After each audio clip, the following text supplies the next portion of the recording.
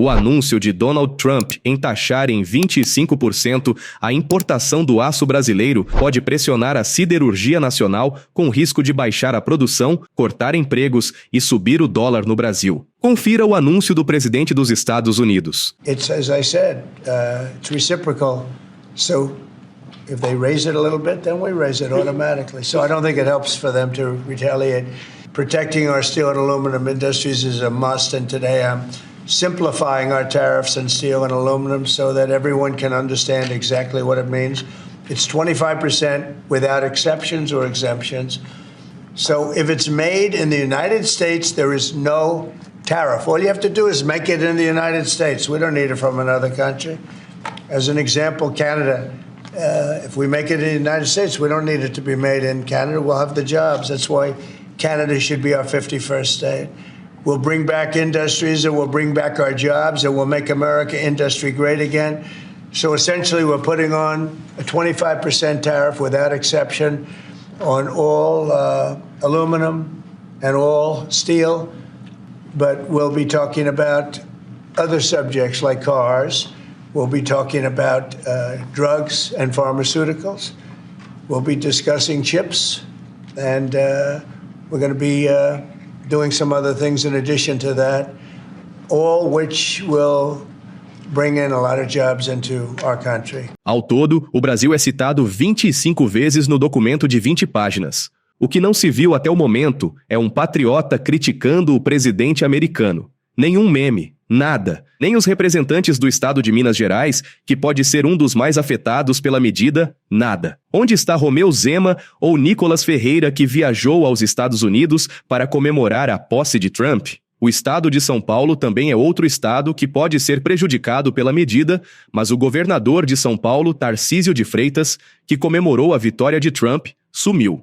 E Bolsonaro? O inelegível, que costuma bater continência para a bandeira dos Estados Unidos, está mais preocupado em acabar com a lei da ficha limpa e aumentar a impunidade de políticos no Brasil. Onde está Eduardo Bolsonaro, que foi barrado na posse de Trump ao lado de Michele Bolsonaro e ficou na rua de Washington passando frio? E os mais de 20 deputados que foram aos Estados Unidos para acompanhar a posse de Trump e assistiram pela TV, como Carla Zambelli, Bia Kicis, Cabo Gilberto, Gustavo Gayer, Mário Frias, Marcel Van Hatten? O senador golpista Hamilton Mourão minimizou as medidas adotadas por Trump que podem prejudicar o país. Em primeiro lugar, a gente tem que analisar tudo o que acontece a partir dos Estados Unidos hoje com a devida calma. Em primeiro lugar, porque o presidente Donald Trump está usando o poder que ele tem econômico e político no sentido de atingir os objetivos que ele traçou a partir vamos dizer assim, das propostas de campanha dele. O principal deles, na minha visão, é exatamente reconstruir parte da indústria nos Estados Unidos, que, com a globalização que aconteceu, perdeu sua importância. Agora, óbvio, para o Brasil, que é um país produtor de aço, né, exportador, a gente tem que aguardar e ver até onde irá o impacto, né, dessas tarifas, qual será a realidade em relação ao nosso país. Já enfrentamos isso durante o governo do presidente Bolsonaro, tivemos que negociar, né? Então é uma tática de negociação, né? Então é uma tarifa elevada, o Brasil tem uma exportação, vamos dizer assim, que é importante para os Estados Unidos, desses itens. A nossa indústria do aço, ela trabalha abaixo da capacidade dela, é um dos poucos setores no Brasil hoje que tem ainda capacidade para se desenvolver mais, para vender mais, e perdendo o mercado é ruim para ela. O analista político do UOL, Josias de Souza, comparou esta medida de Trump com a do primeiro mandato. Bom, não é, né, Fabíola? Agora, como realçou o Jamil, é preciso aguardar para ver até que ponto essas medidas adotadas pelo Trump, mais draconianas do que aquelas que ele havia implementado em 2018, até que ponto isso vai ficar em pé, porque o mercado americano precisa de aço, né? E o Brasil responde por 15% desse suprimento. E lá atrás, a gente deve sempre levar em conta o que já aconteceu, porque estamos falando de uma gestão anterior do próprio Trump, né? Então não dá para analisar o que está acontecendo agora sem atrasar um pouco o relógio.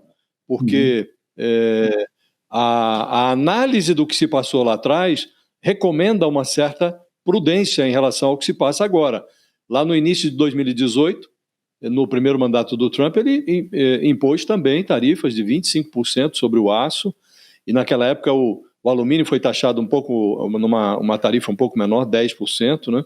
Mas 2 semanas depois, ele já informou para a União Europeia e para 6 países, entre eles estava o Brasil, que as tarifas seriam suspensas até que fossem concluídas as negociações que foram abertas naquela ocasião. Dali a alguns meses, o Trump substituiu a tarifa por cotas. O Brasil, por exemplo, passou a exportar, só que foram estabelecidas cotas. Antes do final do ano, nem cota havia mais. Estamos falando de 2018, né? Então,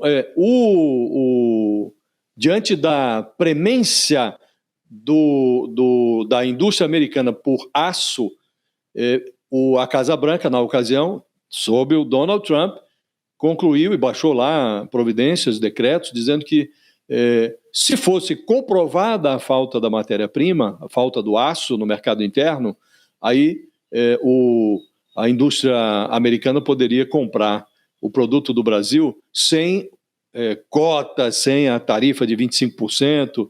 Então, na prática, naquele ano de 2018, não houve um grande prejuízo. Houve uma redução inicial, na casa ali de 5, alguma coisa, quase 6% de queda na exportação de aço do Brasil, lá em 2018. E depois, mais para o final do ano, as coisas se equilibraram, porque exportou-se um pouco menos de aço, mas como o preço subiu, então, no volume, a exportação acabou sendo até um pouco mais do que tinha sido no ano anterior. Então é preciso aguardar para ver agora o que é que vai fazer o Trump, porque o mercado interno precisa desse aço. A indústria automobilística nos Estados Unidos precisa desse aço. E o Brasil, como já realçamos, a gente vem realçando desde ontem, é o segundo maior fornecedor de aço do mercado norte-americano, né?